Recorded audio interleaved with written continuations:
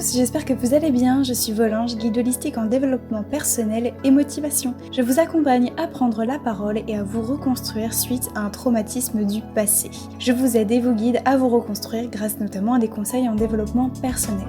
Vous pouvez me retrouver sur Instagram sous le nom de Volange avec 3 L et n'hésitez pas à rejoindre le mouvement que j'ai créé qui est le hashtag VolangeLife. Je serai ravie de voir vos publications. Libérons notre parole, partageons notre histoire et créons notre liberté. Bonjour à tous mes anges, j'espère que vous allez bien. Je suis ravie de vous retrouver pour ce tout nouveau podcast. Aujourd'hui, on va se poser les questions suivantes. Comment bien communiquer dans le couple ? Comment surtout éviter le conflit, la dispute, les reproches ? Voilà ce qu'on va aborder dans ce tout nouveau podcast. Alors, il est vrai, je vous avoue mes anges, que c'est un thème, le couple de manière générale. C'est un thème qui m'a été beaucoup demandé en message privé sur mon compte Instagram. Vous me voyez en ce moment très heureuse, alors pour ceux qui ne le sauraient pas, pour ceux qui ont l'habitude chaque semaine de m'écouter et qui ne me suivraient pas sur Instagram, j'ai déménagé. Voilà, donc je suis très très heureuse, nous vivons ensemble, mon chéri et moi. Et il est vrai que j'ai eu plusieurs petits messages de « Waouh, tu as l'air si heureuse, merci de nous partager ton bonheur, etc. » Et j'ai reçu effectivement quelques messages plusieurs messages par rapport au couple, la gestion du couple, comment bien communiquer, des choses comme ça, comment est-ce que je faisais pour être si heureuse dans mon couple, etc.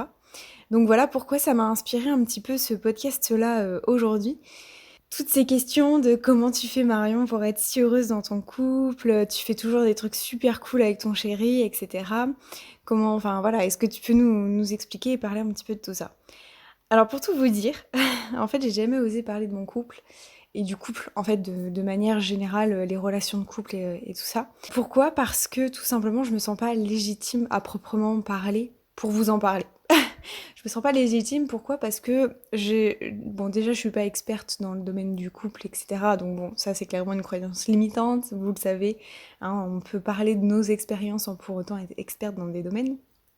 Et surtout, en fait, c'est que je me sentais pas légitime parce qu'on a tellement traversé des embûches dans mon couple. On a eu des grosses crises, des gros conflits ces dernières années, et notamment pendant la période du premier confinement où ça a vraiment été très très difficile. On a fait chacun des erreurs, chacun de notre côté, etc. Et puis on a trouvé des choses en place que je vais vous expliquer aujourd'hui qui pourront peut-être vous aider justement dans votre couple à vous. Mais je me sentais pas légitime dans le sens où j'appliquais pas forcément moi-même les bonnes méthodes, jusqu'à il y a peu du coup, parce que voilà, j'appliquais pas forcément les bonnes méthodes, j'ai fait des erreurs, nous avons chacun fait des erreurs aussi, mais on a su mettre en place des choses qui aujourd'hui font qu'on est très heureux et que dès qu'il y a quelque chose qui ne va pas, chez l'un ou chez l'autre, eh ben ça se sait. Donc voilà, et quel est justement ce mystère ? Mais vous l'avez vu dans le titre de ce podcast-là, c'est tout simplement la communication. Et c'est vrai, donc c'est quelque chose que vous entendez sûrement beaucoup parler quand on vous parle de couple, que la première chose qu'on vous dit c'est quoi ? C'est communiquer, mais c'est bien vrai. Communiquer, c'est hyper important. Selon moi, il y a 2 façons d'entendre communiquer dans le couple. La première chose, c'est de savoir entendre ce que l'autre, le partenaire, votre partenaire a besoin, ce qu'il désire faire ou aimerait faire. Donc pour moi, communiquer, c'est ça. Et deuxième chose, c'est communiquer, c'est être entendu. C'est le fait que votre partenaire soit capable de vous entendre vous, vos besoins, vos attentes. D'accord ? Donc c'est communiquer dans le couple, c'est à la fois écouter l'autre, mais être entendu en retour. Voilà. Les 2 sont corrélés, il n'y a pas un sans l'autre, sinon ça ne fonctionne pas. C'est pour ça que généralement il y a des disputes. S'il y en a un qui n'est pas écouté, c'est pour ça que ça engendre des disputes. Alors clairement, ce podcast-là sur le couple, il est clairement en écho avec les deux précédents podcasts, que j'ai fait la semaine dernière. Donc sur communiquer, et puis les besoins, et savoir exprimer ses besoins, etc. Donc vraiment, je t'invite à aller prendre quelques minutes pour aller les écouter, surtout sur comment bien exprimer ses besoins, parce que, tout simplement, la communication dans le couple, ça passe aussi par le fait de bien pouvoir exprimer correctement ses besoins. Communiquer aussi, je voudrais rajouter une petite chose. Communiquer, c'est pas laisser un doute dans le couple ou quelque chose qui ne va pas, qui ne vous convient plus. Parce que si jamais vous laissez un doute planer, forcément, à un moment donné, il va y avoir de la frustration. Donc s'il y a quelque chose que vous sentez qui ne vous convient plus, qui ne va plus en fonction de vos valeurs, etc., parce que vous savez que nous changeons avec le temps, nous évoluons, nous nous développons, s'il y a quelque chose qui ne vous convient plus, il faut désamorcer tout de suite la bombe. Ne laissez jamais un doute planer, ça c'est très très important. Autre chose à savoir aussi sur la communication, je vous donne un petit peu des points en vrac, mais vous voyez que en fait tout est basé finalement sur la communication en elle-même. Parce que j'aimerais aller encore plus loin dans mon raisonnement. Selon moi, la communication peut s'étendre à vraiment différents plans. Par exemple, je suis persuadée, il faut parler de tout en fait. Pour résumer, il faut parler de tout dans votre couple, il faut pas qu'il y ait de tabou, des choses comme ça, etc. Ça peut être le plan personnel. C'est-à-dire, moi je vous invite vraiment à dialoguer, à communiquer sur vos objectifs personnels, vos activités, vos passions, ce que vous aimeriez faire, etc. Donc ça, c'est le fait d'être entendu et entendre l'autre, entendre ses besoins, ce qu'il a envie, est-ce qu'il a une activité, ne pas... il faut que chacun ait sa place dans le couple, c'est-à-dire qu'il faut à la fois que chacun ait des activités qui lui sont propres, et en même temps des activités qui sont communes. Voilà, ça c'est très important, mais il faut que les activités personnelles restent personnelles, parce que c'est comme ça que chacun, vous allez pouvoir évoluer à votre manière, mais vous allez pouvoir évoluer, et quand vous allez vous retrouver, c'est là que vous allez vous développer ensemble. Donc c'est vraiment important, ne serait-ce que déjà d'avoir un moment seul pour se retrouver, pour faire le point avec soi-même et prendre du temps pour soi. C'est aussi bon d'être seul et de connaître la solitude. Encore une fois, c'est très très bon. Mais il faut aussi accepter que l'autre, nous on en a besoin, donc l'autre, votre partenaire, doit en avoir besoin de cet espace personnel. À titre personnel, je vous explique, donc nous, on a chacun nos activités, donc moi c'est clairement mon activité sur les réseaux sociaux.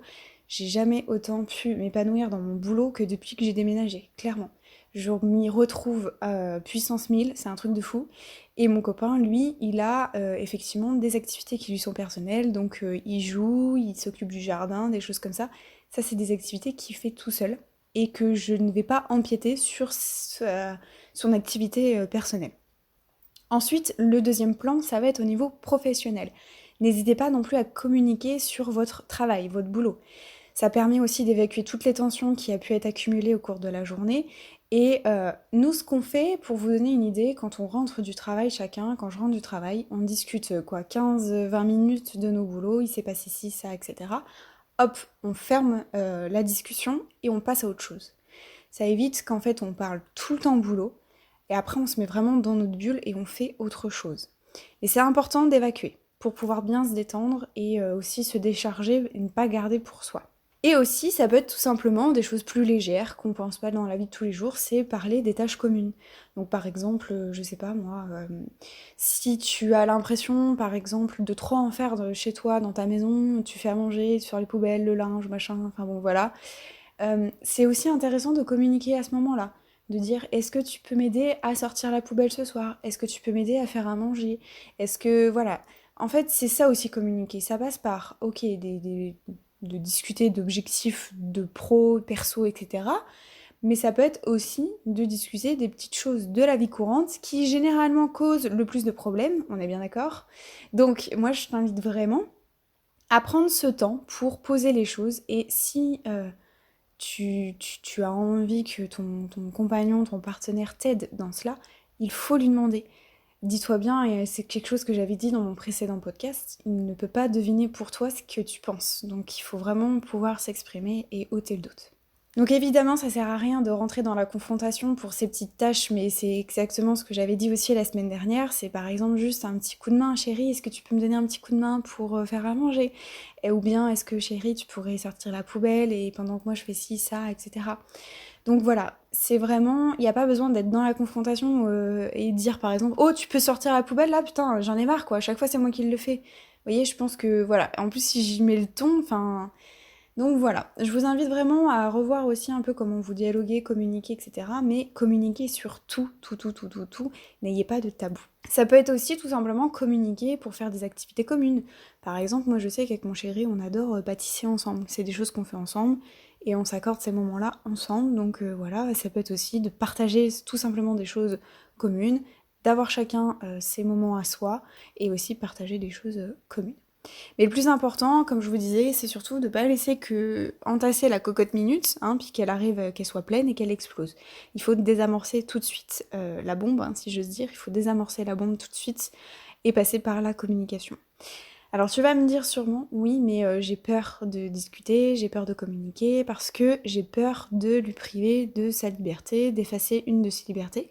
Donc sache que c'est complètement faux, parce que le fait que tu ne discutes pas, tu ne communiques pas, ça va vraiment engendrer de la frustration de part et d'autre, de la colère peut-être envers l'autre, et c'est juste rajouter des choses, de la colère, de la frustration, des choses comme ça, et ça peut vraiment donner une grosse crise après de couple. Donc c'est pas du tout ce qu'on veut. Il vaut mieux prendre des petits problèmes par petits problèmes, petite crise par petite crise, désamorcer tout de suite. Et plutôt que voilà d'attendre et que ça devienne après ingérable, quoi. Donc, et surtout, tu n'effaceras pas une liberté de ton partenaire. Parce que c'est justement, c'est le fait, on en revient à ce que je vous disais au début, être entendu et entendre l'autre. On en revient là. Il faut que ce soit vraiment corrélé. Dans le couple, il doit y avoir vraiment, je suis persuadée de ça, une vraie entente, une harmonie. Alors pas forcément à tous les points de vue, j'entends bien, enfin voilà, on s'entend pas sur tout et sur tous les sujets, etc. Mais le plus important, c'est que ce soit que ce thème, enfin ces deux points que je vous ai énumérés juste avant, être entendu et entendre l'autre, pardon, ça faut que ce soit vraiment respecté. Et ça passe justement par la communication. Donc si encore une fois la communication pour toi elle est difficile, tu peux peut-être écrire. Nous c'est ce qu'on a fait aussi quand on a eu des gros moments de crise avec mon chéri. Ce qu'on a fait c'est qu'on a posé sur papier nos besoins, qu'est-ce qu'on avait envie, qu'est-ce qu'on voulait améliorer dans le couple, etc. Donc voilà, je te donne vraiment quelques pistes pour pouvoir mieux communiquer. N'hésite pas à écrire des choses et puis tu peux dire à ton chéri, voilà, écoute, j'ai écrit quelque chose, est-ce qu'on peut prendre 5 minutes pour le lire ensemble et puis qu'on puisse discuter, etc. Nous, c'est quelque chose qu'on a fait parce qu'on n'arrivait pas à bien communiquer et il y avait forcément de la dispute à un moment donné. Donc à un moment donné, bah voilà, on a posé sur papier, moi j'aimerais bien faire ci, ça, ce sont mes besoins, j'entends les tiens, on entend, on discute, on trouve une entente en fait, pour voilà, et qu'est-ce qu'on aimerait améliorer dans le couple, etc. Donc c'est aussi ça, voilà le couple. Après, évidemment, moi dans mon couple il y a toujours des hauts et des bas, et dans tous les couples il y en a aussi, donc pas de panique, c'est tout à fait normal. Mais le plus important c'est vraiment que vous puissiez communiquer sans que ça dégénère vraiment dans le conflit, la frustration et les reproches. Mais effectivement, je vous avoue qu'en ce moment, on est vraiment très très heureux, on attendait vraiment ce déménagement, et voilà, c'est parce qu'on communique beaucoup sur tout, et même si c'est bête, mais le principal c'est, voilà, enfin on s'en fout quoi, même si c'est bête, on s'en fout. Le plus important, et je finirai là-dessus, c'est l'amour qui nous unit et qui vous unit. Donc voilà, n'oubliez jamais que le plus important dans la vie, ce qui nous rapproche tous, c'est l'amour. Voilà, je terminerai là-dessus, je terminerai ce podcast là-dessus. J'espère qu'il vous aura plu, n'hésitez pas encore une fois à me mettre des petits commentaires, soit en message privé sur mon compte Instagram, tu auras le lien dans la description, et puis dans les commentaires de ce podcast-là. Je te retrouve la semaine prochaine pour un tout nouveau podcast, je te fais des énormes bisous. Ciao ciao Bélange.